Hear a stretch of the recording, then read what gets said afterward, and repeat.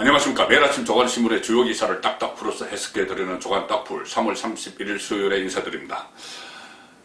국민의힘 계열 정당, 보수 정당이죠. 제1야당인데 이 국민의힘은 지금까지 전국 규모의 선거에서 내리 4연패를 당했죠.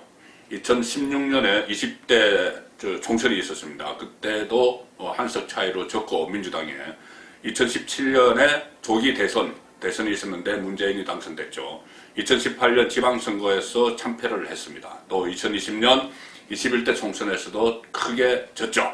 자, 그런데 국민의힘 계열 정당이 계속 4번 연속 졌는데 그때마다 일종의 적장은 적의 장수는 문재인이었습니다. 문재인 대통령이 그 4개 선거, 국민의힘 계열이 진 4개 선거를 사실상 다 지휘하다시피 했죠.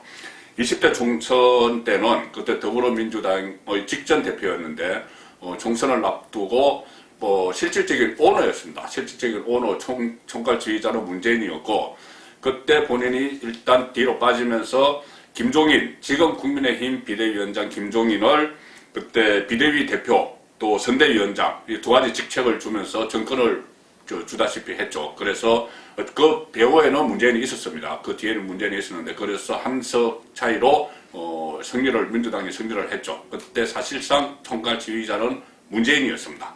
그리고 이 대선 2017년 대선 박근혜 전 대통령 탄핵으로 인해서 발생한 대선에는 본인이 문재인 직접 출마해서 다른 보수 계열 후보들이 분열되는 바람에 대통령이 됐습니다. 그리고 지방선거와 총선에서는 청와대에 들어간 문재인이 온갖 지원을 다해서 선거 승리를 이끌었죠. 특히 울산시장 선거는 지금도 여전히 수사 중인 사건입니다. 그 송철호 형이라고 부르는 송철호를 당선시키기 위해서 청와대 7개 부서를 동원해서 13명이 기소된 그런 사건들. 그거 다 문재인이 다 사실상 이끌었다. 그렇게 볼 수도 있는 것이죠. 자, 그런데 지금 임기 말로 접어든 이 시점, 1년 정도 임기를 남기던 시점에 다시 대규모 선거가 있습니다. 4월 7일 서울시장과 부산시장 선거, 그리고 몇 가지 또 단시장 선거도 있고 기초의원 강력의원 선거도 있죠. 자, 이 선거에서는 아무래도 이 문재인이 5연승 하기도 힘들 것 같습니다. 지금 여론조사 결과가 갈수록 격차가 벌어지고 있습니다. 서울에서는 오세훈이 박영선을 크게 앞서고 부산에서는 박형준이 김영춘을 크게 이기고 있습니다. 매일경제신문이 오늘 여론조사 결과를 또 발표를 했습니다. 박영선 32.5 대 오세훈 60.1 상당히 벌어졌죠. 거의 더블스코어로 지금 벌어지고 있습니다. 자, 이렇게 되면은 아무리 조직선거로 간다고 해도 이 국민의힘이 이번에는 이길 가능성이 높아졌죠. 그것은 문재인이 이번에는 제일 가능성이 높아졌다는 이야기가 됩니다. 매경과 MBN이 재보궐선거 여론조사를 했는데 서울이 일주일 사이에 격차가 7%포인트나 확대가 됐습니다. 부산에서도 김용춘 34대 박형준 56. 자, 상당히 격차가 벌어지는데 부산일보도 여론조사 결과를 오늘 일면 톡으로 보도를 했습니다. 32.1 대 51.1. 흔들림 없는 박형준 강세. 지금 LCT 의혹을 비롯해서 여러 가지 네거티브들이 쏟아져도 박형준이 이기고 있습니다. 제가 어제 부산이 뒤집어졌다 그런 내용을 보도에 들었죠. 부산일보와 YTN이 보선 4차 여론조사를 했는데 3차 때보다 지지율 격차가 또 여기도 더 커졌다. 여권의 네거티브 공세에 영향을 안 미치고 있다. 첫 조사 이후 1강, 박형준 1강 요지부동. 유권자들은 정권 심판론에 무게를 두고 있다. 자, 이런 상황이 되어가고 있습니다. 이렇게 되면은 문재인이 5연승 달성, 4연승에서 5연승 달성 이것도 어려워지고 힘들어졌지만 4월 선거는 4.7 재보선은 어떻게 보면은 문재인 대통령에게 악몽이 될지도 모르는 그런 상황으로 가고 있습니다. 레임덕은 물론이고 이 선거가 끝나면 아마 식물 정권으로 전락을 하지 않겠느냐. 그리고 여러 가지 시달릴 가능성이 높습니다. 임기 1년 앞에 레임덕에 빠지는 늪으로 들어가고 있다. 이런 표현이 가능할 것 같은데 일단은 그 국정 운영 동력을 상실하는 그런 징후들이 이번 선거를 통해서 곳곳에서 나타나고 있습니다. 문재인의 악몽이 시작됐다 이렇게 표현을 할 수도 있겠죠. 자, 제가 세 가지로 한번 정리를 해서 설명을 드리겠습니다. 첫 번째 징후는 선거판에서 문재인 마케팅이 사라져 버렸습니다. 그 전에 총선, 지방선거 때는 문재인을 막 앞세워서 뭐 친문 지지층을 결집을 하는 그런 것이 선거에 마치 전부 다인 것처럼 했죠. 그래서 뭐 적폐청산 이야기를 하면서 촛불 민심, 그래서 그 상징적인 인물로 문재인 이렇게 내세웠는데, 이번에는 민주당에서조차, 민주당 후보들조차 문재인을 빼버렸습니다. 선거판에서 문재인이 사라지는 그런 현상이 나타났습니다. 박영선이 민주당 경선할 때만 해도 뭐 대한민국은 문재인 보유국이다, 뭐 이런 말까지 막 했죠. 그런데 막상 선거가 시작되고 보니 문재인이 거추장스러워진 겁니다.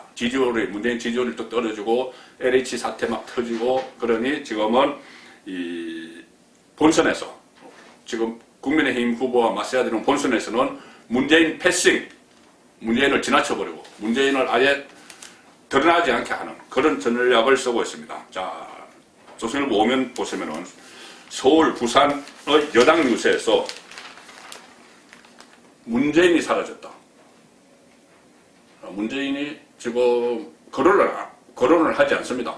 당연히 그렇게 하는 것은 선거에 문재인을 거론을 하면 불리하다고 민주당이 판단을 했기 때문이죠. 그리고 차별화. 이 차별화는, 여당 내부의 차별화는 레임덕의 가장 대표적인 징후죠. 문재인 지지율 하락에 친문 마케팅이 다 중단됐습니다. 그리고 선거 공보물에도 문재인 메시지는 거의 안 보입니다. 그리고 부산에서도 문재인 대신, 부산이 문재인의 고향인데 문재인 이름 이야기 안 하고 가덕도 신공항 이 이야기만 계속 하고 있습니다. LH 투기 사태와 부동산 정책 실패 등으로 민심이 돌아서고 문재인 지지율이 하향 곡선을 그리자 문재인을 앞세우지 않는 선거 전략을 민주당이 펴고 있다. 2018년 지방선거, 지난해 총선 때 후보자들이 앞다퉈서 문재인과 찍은 사진을 내세우면서 친문 마케팅을 했었죠. 그것과는 상당히 차이가 있습니다. 박영선 후보는 선거 공보물에 문재인 메시지를 따로 싣지도 않았습니다. 그리고 사진을 작게 실었는데, 본인이 이 중소벤처기업부 장관 활동을 소개할 때 사진을 작게 실었는데, 오히려 문재인 사진보다 강경화 외교부 장관이었죠. 강경화와 찍은 사진이 더 크게 실렸다. 자, 강경화보다도 문재인이 선거에서 쓸모가 없는 그런 신세가 됐습니다. 그리고 민주당 김영춘 부산시장 후보는 공보물에 문재인 사진을 아예 쓰지도 않았다. 자, 이런 현상이 일어나고 있는데, 동아일보도 3면에서 이 기사를 다뤘습니다. 위에는 부동산 때문에 하나고 한스럽다, 이낙연이 막 그렇게 이야기하면서 성남 민심에 바짝 엎드렸죠. 이것도 이 부동산 때문에 화난다, 이것은 문재인에게 화난다, 이 말이 되는 겁니다. 문재인 다 정책을 펼쳤기 때문에. 그리고 그 아래 기사 보시면은 여선거 전에 문재인 지우기, 유세장에서 문재인 사진도 사라졌다.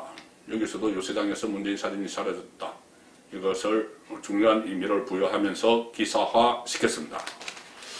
자, LH 사태 이후 문재인 지지율 최저치, 여당 지도부 후보도 선긋기 나섰다. 총선 때 문재인 마케팅 하던 모습과 다르다. 심지어 김종민, 친문 핵심이죠. 김종민, 노무현 정권 때 청와대 대변인도 했던 김종민 최고위원은 당 회의에서 이런 이야기를 했습니다. 문재인 정부와 민주당의 부동산 정책을 믿고 따랐다가 손해봤다고 느끼는 국민들, 상대적 박탈감을 겪게 된 국민께 진심으로 사과드린다. 정부 여당은 반성해야 된다. 정부, 청와대, 문재인 반성하라. 이 김종민 최고위원은 노무현 정부 때부터 청와대에 있었죠. 저희가 그때 출입을 할 때 대변인을 하고 있었는데, 이 김종민 최고위원이 노무현의 시즌2인 문재인을 질타를 하는 그런 상황까지 지금 벌어지고 있습니다. 자, 아예 문재인뿐이 아니고 지금 민주당 지지율도 떨어지니 박영선은 어제 유세에서 민주당 당명을 뺀 점퍼를 입고 선거 유세를 했습니다. 매일경제 6면 기사 보시면은 민주당 뺀 점퍼 입은 박, 여야 달라진 유세 풍경을 소개하면서 오죽 이 과거 선거에서도 보면은 이 당이 인기가 없을 때 후보가 인물론으로 승부를 걸기 위해서 당명을 빼버리는 그런 사례도 있죠. 가령 과거에 그 대구에서 선거를 치르면 민주당 후보들이 민주당 그 표수를 아주 작게 하거나 아예 당명을 쓰지 않는 그런 일이 있는데 지금 서울시장 보궐선거에서 이런 일이 벌어지고 있습니다. 그만큼 민심이 이반이 되고 있다는 이야기죠. 여당은 과거 선거 때마다 지지율이 높았던 문재인과의 인연을 내세워왔지만 이번 선거에서는 문재인에 대한 언급이 크게 줄어들었다. 박영선은 어제 당명조차 적혀있지 않은 유세 점포로 갈아입고 서로를 누비고 다녔다. 그리고 박영선이 또 문재인을 공격했습니다. 유세를 마친 뒤에 기자들과 만나서 이런 이야기를 했습니다. 문재인 정부 부동산 정책 중에서 공급이 1인 가구 증가율을 쫓아가지 못했다. 더 세밀하게 추진돼서 못한 것들은 잘했다고 생각하지 않는다. 그러면서 정부 여당과 거리두기에 나섰습니다. 당내에서는 선거 전략을 너무 늦게 바꾼 것 아니야 이런 말도 나온다고 합니다. 올 초부터 정부 여당의 오만과 무능력에 대한 불만이 급등을 했는데 처음부터 인물론으로 가도 쉽지 않았는데 지금 너무 늦은 것 아니냐. 문재인과 차별화가. 경선 때만 해도 문재인 보유국 이런 소리를 한 것이 실책이었다. 이런 자성론이 나오고 있습니다. 처음부터 인물론으로 가도 쉽지 않았을 선거였는데 민심을 제대로 읽지 못했다.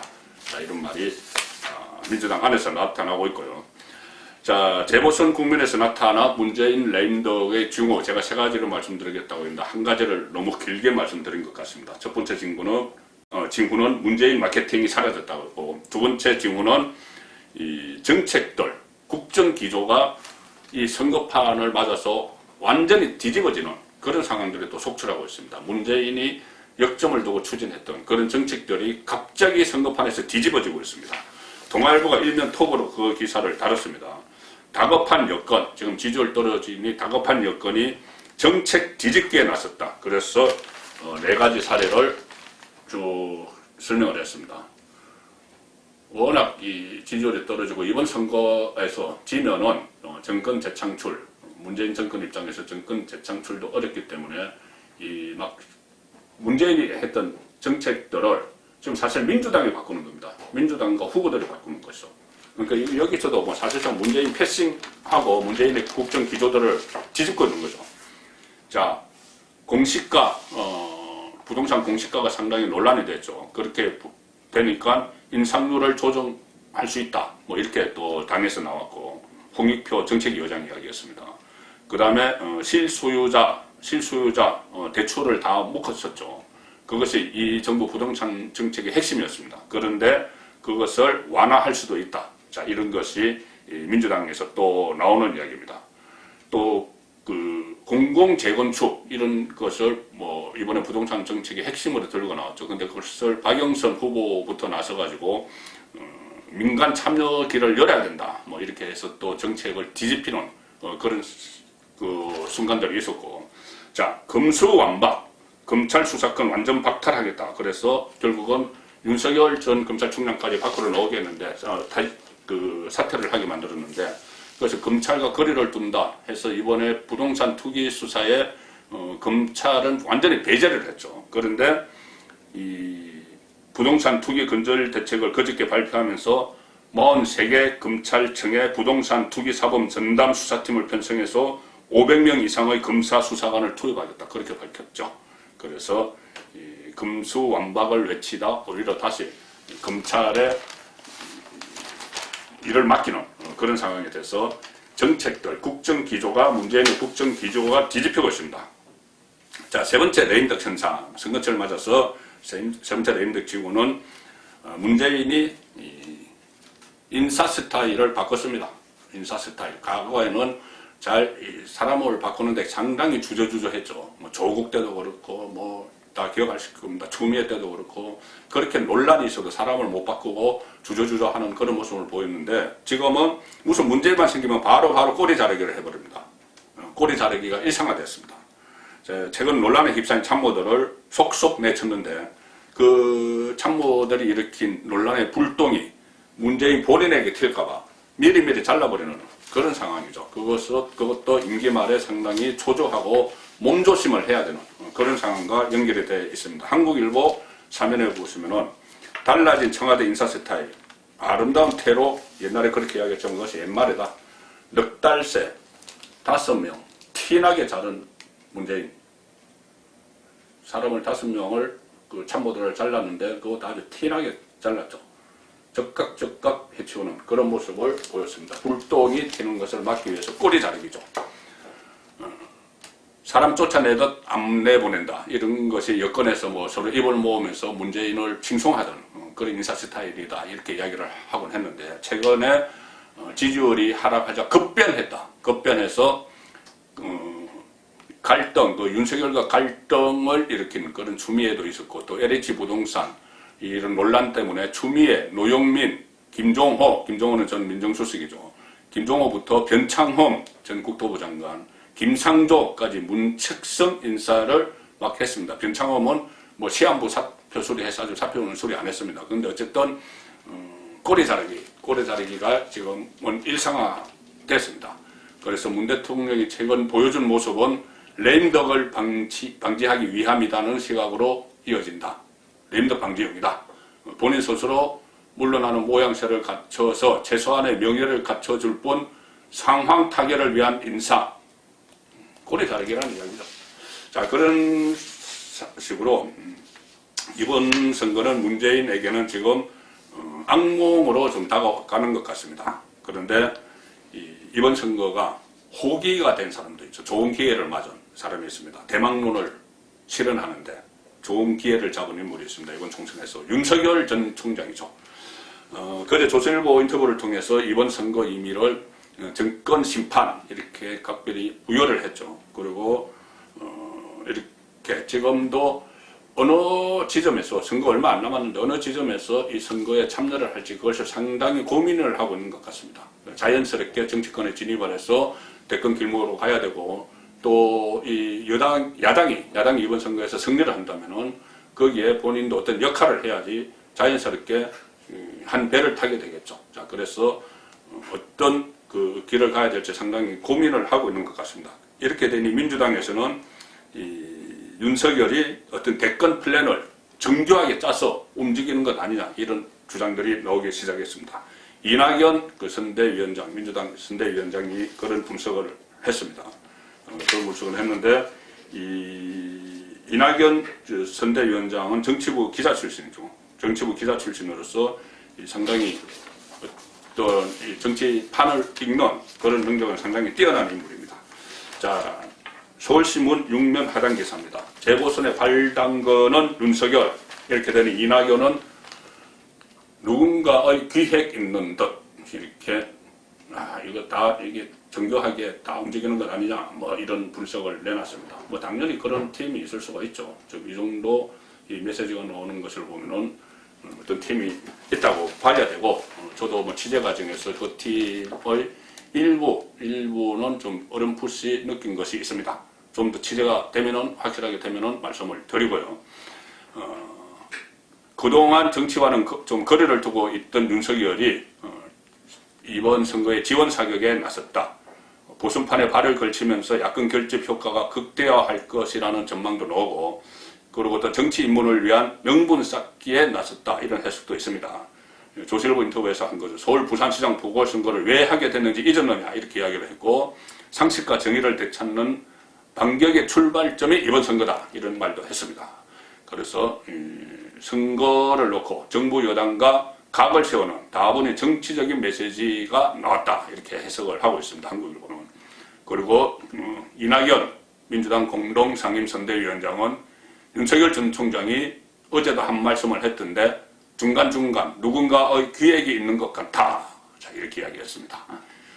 윤석열 총장도 이번 보선에서 지분을 쌓아놔야 향후 야권 재편 과정에서 목소리를 낼 수 있지 않겠나. 뭐 이런 것이 또 야당 안에서 나오고 있는 이야기입니다. 유승민 의원, 지금 유승민 전 의원도 자기 대권 주자죠. 유승민 전 의원은 계속 윤석열, 또 뭐 홍준표, 전부 원희룡, 전부 빅텐트에 모여서 경선하자 이런 입장입니다. 어제도 국민의힘이 더 변화하고 혁신해서 당박해 있는 윤석열을 끌어안아야 한다. 강력한 단일 후보를 내는 정치 과정을 보선 이후 거쳐야 한다. 이렇게 계속 빅텐트론을 주장을 하고 있습니다. 오늘 다른 주요 기사, 일면 톱 기사는 간단히 소개해드리죠. 조선일보 일면 톱은 송병기 전 울산부시장, 송초로 울산시장 선거농단 때 자주 등장했던 인물이죠. 울산경제부시장을 지냈는데 그 득택으로 송초로 시장 만들기 프로젝트. 자, 조선일보 일면 톱은 송병기가 자기 땅 앞에 아파트 도로 건설 승인을 했다. 이런 기사입니다. 자기 땅 앞에 경제부시장 할 때 그런 것들을 승인을 하고 주택 담당 국장 때 매입해서 4개월 뒤에 50m 인근의 아파트를 허가해줬고 경제부시장 시절에는 땅 바로 옆 4차선 도로 건설비 20억 편성했다. 자, 지금 계속 쏟아져 나오는 것들이 이런 이야기입니다. 이 현 정권과 가까운 사람들이 투기 의혹이 계속 불거지는데 그것을 문제는 마치 부동산 적폐 보수 정권 탓으로 계속 돌리고 있죠. 자, 문재인 대통령은 그동안 북한 관계, 대북 관계에서 많은 본인이 성과를 냈다 그렇게 했는데 지금은 그것이 완전히 원점으로 돌아갔죠. 자, 바이든 체제가 미국에서 출범하면서 더 그런 것 같습니다. 트럼프와는 완전히 다릅니다. 김정은 볼 일 없다. 이게 바이든 스타일이다. 중앙일보. 문제는 톱다운 방식의 해결 이 이야기를 계속하고 있는데 바이든은 트럼프와 다르죠. 무슨 소리야? 정상회담 필요 없어. 김정은 볼 일 없다. 바이든은 지금 그렇게 이야기하고 있습니다. 그래서 바이든, 김정은 안 만난다. 길 잃은 운전자론. 운전자론은 문재인 이야기했죠. 한반도 본인이 다 하는 것처럼 했지만 바이든은 트럼프와 다릅니다. 안 만난다. 이렇게 해버리니 운전대가 없어진 거죠. 자, 오늘 경향신문 이것을 톱입니다. 일본이 모든 고교 사회 교과서에 독도는 일본 고유 영토 쓰는다. 교과서 외국이 또 나오는데 자, 지금 문재인 정권은 이런 데 대해서 대처를 할 그런 국정 운영 능력도 상실한 상황 같습니다. 자, 3월 마지막 날에 보내드린 조간 딱풀이었습니다.